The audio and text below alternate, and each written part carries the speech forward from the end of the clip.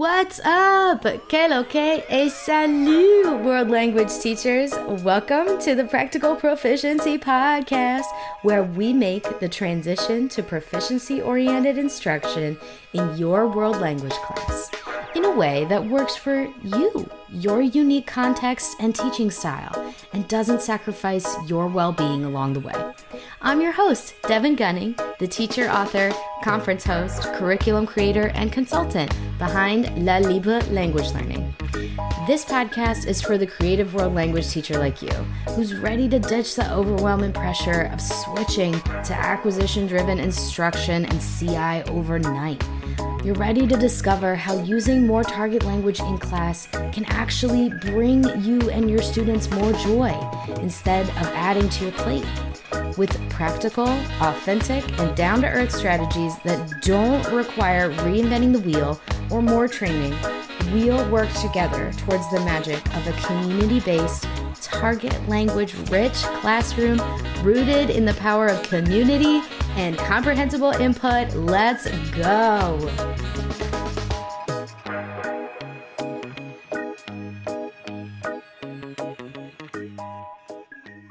Welcome, everybody, to another episode of the Practical Proficiency Podcast. Today, we are diving into our series on the 10 elements of a world language classroom oriented for proficiency. In our previous episode, if you haven't caught it, jump back on in that one. We talked all about those 10 elements, and I give you an overview of what they looked like. It's important when we're trying to get on that journey of moving towards proficiency that we actually get clear on what that looks like. So this framework will help you identify which areas of your classroom are already looking good, which areas you can quickly tweak to get there, and which areas you can spend a little bit more time in order to get to your proficiency-oriented goals. Today, we're diving in to my favorite one, which is why we're talking about it first, which is curriculum, scope, and sequence. So without further ado, let's jump into this. Acquisition in a classroom environment looks like this in these 10 pieces. Curriculum, scope, and sequence, which is what we're focusing in on today. Real world context, target language delivery system, two-way communication. Output is well-timed and meaningful. It's a conduit for conversation in your class. Community-oriented and inclusive classroom, 60% input. And proficiency-oriented assessments, and last but not least, that we are working towards culture. So let's give a tiny overview on curriculum, scope, and sequence today. For this first important, crucial element, the reason that this is first is because this is the majority of what your students understand and see about how you see the world. What you present to them and what you put in front of them as important is what they will understand to be important as well. So what we put in our curriculums is very crucial. In curriculum, scope, and sequence, the important part that we're trying to get to with this one here is that all of our materials and content are carefully designed to move students up in proficiency in a spiraling program based on high-frequency structures. It means that we're following the natural patterns of language acquisition. Now, this is not where we are at right now in the world language space. So until we get there, teachers have a simple system for adapting the unfit materials that we have, because it's okay. We're in a transitionary period, all of us around the world. So instead of trying to make all of it ourselves, there's a balance we need to strike between I'm going to try and get as much of it as I can from reliable sources, and the rest of it, let's see how I can adapt this. And then every year adapt less and less and less, use more of reliable things that I find or my own stuff, depending on your style or, what works for the teaching season that you're in. Now, how do we do this? It means that the how is, instead of throwing away the worksheet that might have a lot of language features, might have a lot of grammar, let's just adjust those exercises. Can you adjust that same exercise for meaning? Can you cross out a few instructions so that students are working for meaning instead? Or maybe even do the grammar exercise and then add meaning to it by either adding or taking away elements. There's no need to throw away the baby with the bathwater, meaning that if your department, if you as a person, or if your district is transitioning, like most people are, into a more proficiency-oriented program, and you're trying to get away from that big old grammar syllabus, you cannot start from zero. That is a recipe for disaster in so many ways. Oh, so many ways. That's a whole nother episode. So let's find a transitionary route. Can you, just like when you are trying to transition to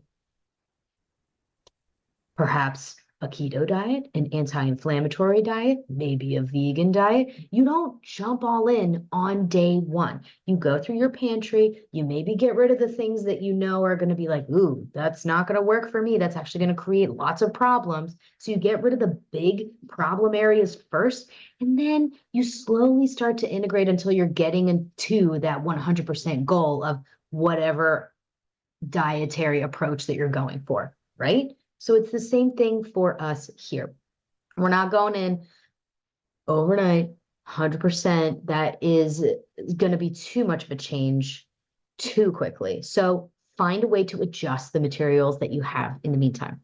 The second aspect of this that's very important is that you are using any curriculum templates that you have. If you are listening to this and you're a part of my community, if you're part of the Practical Proficiency Network, then you have curriculum templates that are based off of high frequency verbs. So you're using that in order to decide what materials go in what order. And you can also use the curriculum guides, the scope and sequences that come with your textbook, anything like that, anything that's giving you some sort of skeletal outline for your class. You are using those with as well an understanding of the high frequency verbs for your target language. And you're making sure that you're teaching the right things at the right time.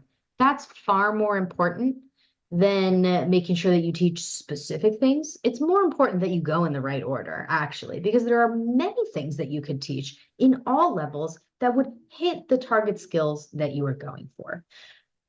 For more information on that, make sure that you're really familiar and you consult with, depending on where you teach in the world, either the CEFR standards, A1, A2, B1, B2, those magical standards of use that are used widely in the European Union and elsewhere.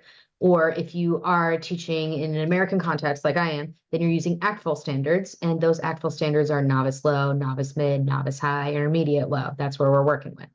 So you're using those, which also is a nice transition for us into number 3.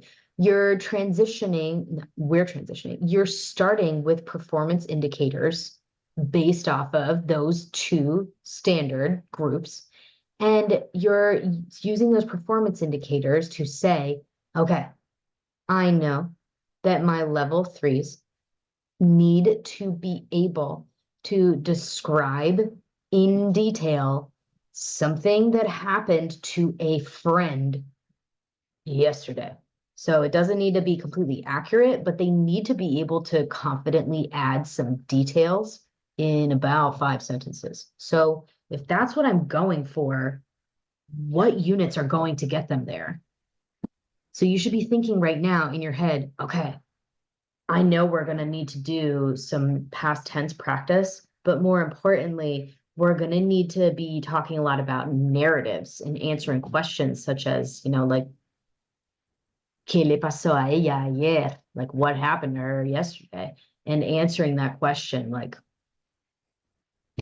I don't know, se cayó muy fuerte, she fell. And then starting to give some details about what happened.